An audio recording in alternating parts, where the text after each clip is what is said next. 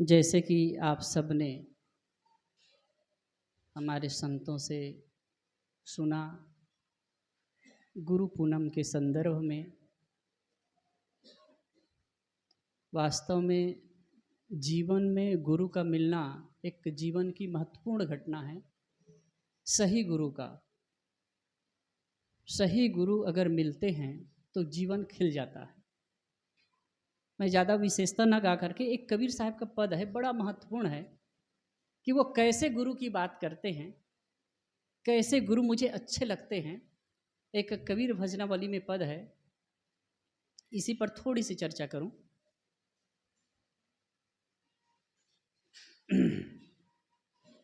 संतों सो सदगुरु मोहि भावे, जो आवागमन मिटावे।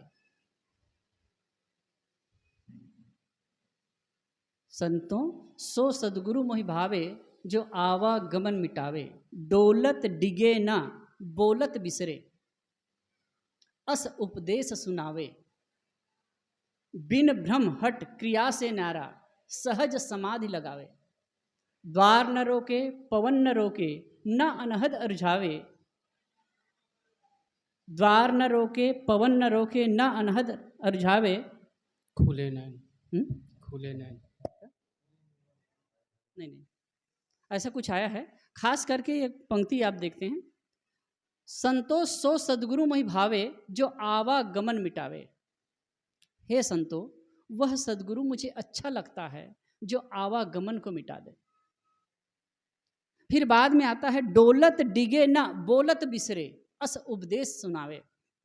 वो डोलते हुए डिगे ना, डोलते हुए डिगता नहीं है और बोलते हुए बिसरता नहीं है। खास महत्वपूर्ण कड़ी ये मैं कहना चाहता था।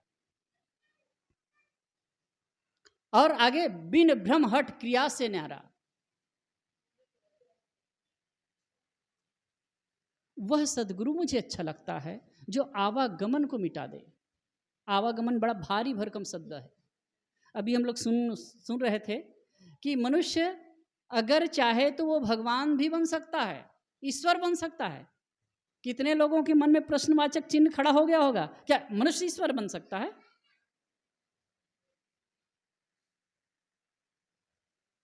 लेकिन यह बात मैं जैसे ही सुना तो मुझे वो क्लिक हुई, वेद मंत्र की बात। परिद्यावा पृथ्वी सदत्वा परिलोकान परिदश परिश्व, ऋतस्य तंतुम विथितम विचित्रे तत्पस्य तद्भवत तदासीत। कहे कि ऋत के तंतु, प्रकृति के नियम सर्वत्र फैले हुए, सर्वत्र है। ऋत के तंतु, प्रकृति के नियम सर्वत्र फैले हुए हैं। आप कथन पर ध्यान दीजिएगा। पृथ्वी, लोक, तारामंडल, सब जगह वो नियम है। ये संसार कैसे चलता है? नियम से। ऋतु परिवर्तन कैसे होते हैं? नियम से। बनना बिगड़ना कैसे होता है? नियम से। सबका एक नियम है। वृक्ष वनस्पति कैसे उगते हैं? नियम से।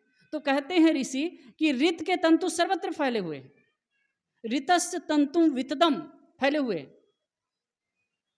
लेकिन विचित्र जो उसे चीर डालता है, मतलब उसका एनालिसिस करता है, उसे देखता है, प्रकृति के नियम को जो देख लेता है, समझ लेता है, तो कहे तदपश्यत, वह उसे देख लेता है। कथन की 3 उड़ान है। वह उसे देख लेता है। किसे देख लेता है? वो सत्ता को देखता है, सत्य को देखता है। तो देख लेता है, इसका मतलब वो अलग है। तद्भवत, तो तत्पश्यत तद्भवत, दूसरी बात कहते हैं वह हो जाता है। वह हो जाता है मतलब वह था नहीं। तो क्या तदासीत, वह था ही, वह नहीं जानता था। क्यों? क्योंकि अपने आप को संसार में संकीर्ण किया था, इच्छाओं के अधीन किया था। एक सूफी संत ने भी कहा है, सराफा आरजू होने ने बंदा कर दिया मुझको। सराफा आरजू होने ने बंदा कर दिया मुझको, वगरना हम खुदा थे गर दिले बेमुद्दवा होते। कहे सिर से पैर तक लिपटी हुई इच्छाओं ने हमें बंदा बना दिया, नहीं तो हम भी खुदा ही थे। कितनी बड़ी बात। आप अनासक्त होते हैं, कहीं आसक्त होते हैं, उलझते हैं, दुखी होते हैं। दुख का कारण क्या है? संसार में दुख का कारण क्या है? आसक्ति। जितना हमारा संसार में आकर्षण होगा, खिंचाव होगा, जितना हम बंधे रहेंगे उतना ही दुखी रहेंगे। दुख का कारण है आसक्ति, खिंचाव। अभी एक सज्जन आए थे, शायद निकल गए, वो बड़े अच्छे हैं, निर्मल आत्मा, बड़े मतलब उनका स्टेटस है, लेकिन इतने सहज और सरल ढंग से रहते हैं। बात कर रहे थे तो उन्होंने कहा कि मनुष्य को पहले मानव बनना चाहिए। मानव, मनुष्य का शरीर तो है। कबीर साहब ने एक जगह कहा, मानुष केरी खोलरी ओढ़ फिरत है बैल। मनुष्य की खोलरी ओढ़ लिए हैं, लेकिन बैल हैं, अंदर से पशु हैं। ये तमाचा है। यदि हम मानवता का कर्म नहीं करते हैं, यदि हम विवेक विचार पूर्वक नहीं चलते हैं, तो पशु ही हैं। कोई भी आया, जिधर हाँक दिया चल दिया। पशु क्या होता है? डंडा लो और जिधर हाँको वो चल देता है। और ऐसे ही कितने गुरु लोग होते हैं, जैसे हाँकते हैं वैसे चल देते हैं। कोई कहे कि एक हैंडपंप के पानी पियो, इसी से सब कुछ दूर हो जाएगा, वो शुरू कर देते हो आप। कोई कहते हैं काला धागा बंधवा लो, उसी को बंधवा लेते हैं और हो जाएगा सब कुछ ठीक। अच्छे खासे पढ़े लिखे लोगों को देखते हैं। कोई कहे ऐसी बीटी पहन लो, सब ठीक हो जाएगा। हाँ, पहन लिए। आपके पास विवेक विचार की शक्ति, उसका उपयोग करते हैं कि नहीं? आपके अंदर जो अस्तित्व है, विद्यमान है, सत्ता विद्यमान है, भगवत रूप है, उसको भूल गए।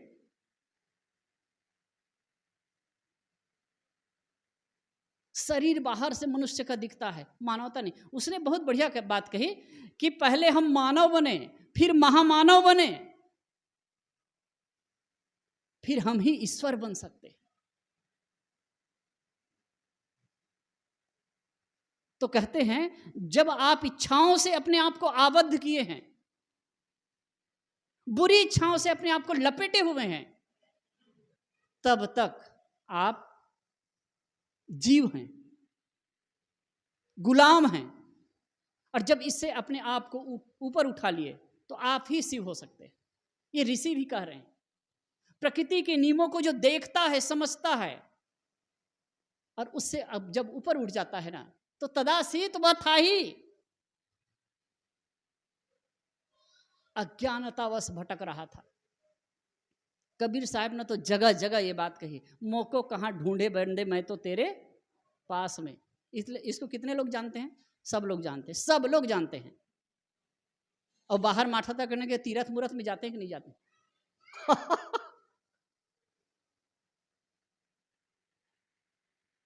खैर, कोई जाता है वो बुरा भी नहीं है, एक प्रारंभिक स्टेप है, जाना भी चाहिए। लेकिन अगर समझ में आ जाए, जग गए, तो फिर सोने की क्या बात है भाई?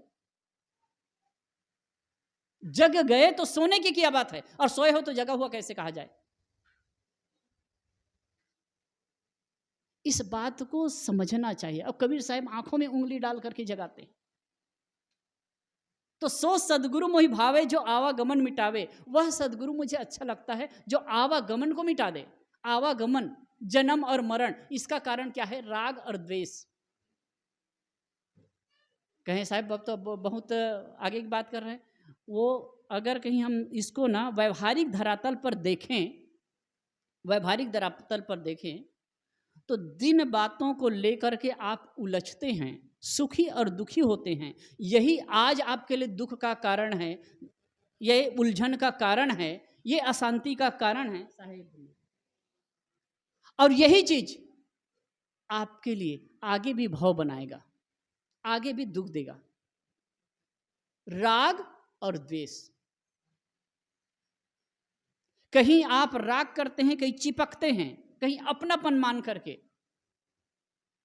कई बार होता है, कई लोग इतने अच्छे अच्छे आते हैं, मेरे से बात करते हैं, मैं क्या क्या पूछना, सामान्य वो संसार का काम कर रहे हैं, लेकिन बहुत ऊंची बात, और जीते भी हैं भाई। एक ने कहा कि साहब मैं शरीर को मैं मानकर ही दुख भोगता हूं, शरीर को मैं मान करके ही दुख भोगता हूं, नाना प्रपंच करता हूं, और जिसको मैं मानता हूं वो मैं हूं ही नहीं। समझ आती है बात? जिसको मैं मानता हूं वो मैं हूं ही नहीं। जब ये सब सुनते हैं ना तो सोचने पर मजबूर हो जाते हैं, कितनी बड़ी बात कह रहे हैं। और कई लोगों को मैं देखा हूं वैसे जीते हुए। तो कहते हैं सो सदगुरु मोहि भावे, जो आवागमन मिटावे। जो वह सदगुरु मुझे अच्छा लगता है जो आवागमन को मिटा दे। डोलत डिगे न बोलत बिसरे, डोलते हुए डिगता नहीं है और बोलते हुए बिसरता नहीं है। मतलब जीवन व्यवहार करता है वो होशपूर्ण करता है, सजगता पूर्ण करता है।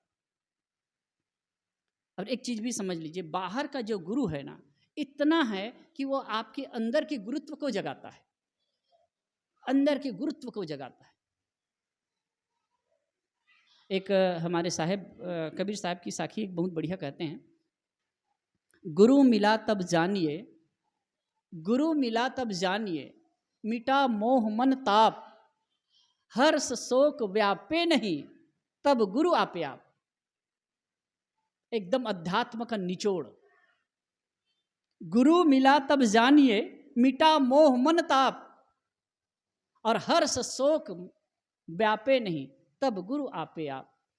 मन का हर्ष शोक मिट जाए, मन का ताप मिट जाए, मन का दुख मिट जाए, मन का क्लेश मिट जाए, तो कहे आप ही गुरु हैं। हम मनुष्य बाहर से ज्यादा दुखी नहीं होता है। अब कोई आज के ज़माने में कोई ऐसा होगा जिसको दोनों टाइम की रोटी न मिलती हो या पहनने का कपड़ा न मिलता हो, कोई कोई हो सकता है। अब उसको दुख हम समझ सकते हैं, लेकिन वास्तव में ऐसा बहुत कम लोग हैं। अधिकतम लोगों पर ये सुविधा है, लेकिन फिर भी दुखी है।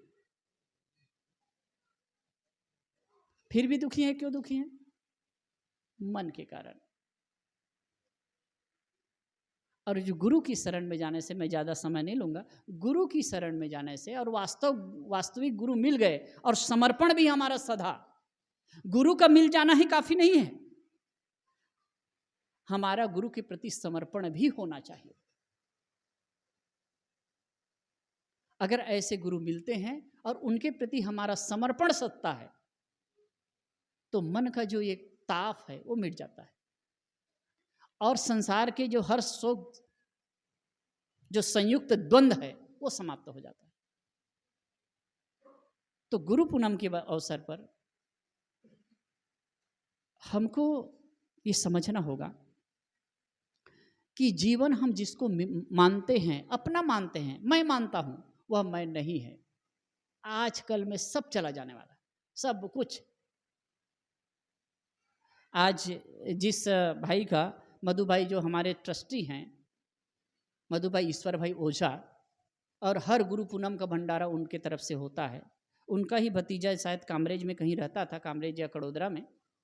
तो उनका 32 वर्ष का लड़का था, शरीर छूट गया, शायद अटैक आया। कब किसका क्या हो जाएगा कुछ जाना जा सकता है? आज आंख हम खोल करके देख रहे हैं, कब आंख ढप जाए कोई ठिकाना है? और जिसको मैं मान करके मैं इतना फूला फिरता हूं, जिसको मैं मान करके अहंकार करता हूं, और जिसको मैं मान करके संसार में उलझता हूं, वो मैं है ही नहीं। तो आज हमको समझना है, वास्तव में गुरु तत्व आपके अंदर है, जिसके रहने से बोलना है, जिसके रहने से देखना है, जिसके रहने से सुनना है, और जिसके रहने से पूरा क्रियाकलाप। गुरु कबीर उसी तत्व को संकेत करते हैं, उसी को बताते हैं, और कहते हैं कि वही तत्व है, उसको समझो। जिसको तुम बाहर ढूंढते हो वो कोई बाहर नहीं, भीतर है। मैंने कहा कि बाहर के गुरु भीतर के गुरु को जगाता है। उस जिस दिन हमारा अंदर का गुरुत्व जग जाए ना, तो बाहर का भटकना यूं ही बंद हो जाएगा। फिर हम कहीं उलझेंगे नहीं, कहीं द्वंद्व में भी नहीं पड़ेंगे। बाहर की द्वंद्वात्मक स्थिति जो मन की होती है वो हमारी अपूर्णता का परिचायक है। और जब हम गुरु तत्व को, सत्य तत्व को, परम तत्व को जो कहिए उसको समझ लिए, तो फिर हमारा बाहर का भटकना बंद हो जाएगा और हम अपने आप में संतुष्ट और सुखी हो सकेंगे। आज मैं साहिब जी को फ़ोन लगाया तो कहे, बेटा गुरु पूनम मनाने की सार्थकता यही है कि आप मन हर प्रकार से संतुष्ट हो जाए, कहीं अपूर्णता की भावना न रहे, अपूर्णता की बात न रहे। और यही सबको, आप सबको भी मंगल भावना करते हुए, आपके लिए मंगल भावना करते हुए मैं कहता हूँ कि आप सबके मन में भी पूर्णता का भाव हो और आप अपने अस्तित्व को समझ करके सदा सदा के लिए पूर्ण तृप्त और आनंद का अनुभूति करें। इसी के साथ मैं अपनी बात को विराम देता हूँ। बोलो सद्गुरुदेव की जय। बहुत ही सुंदर हम सब विचार श्रवण की।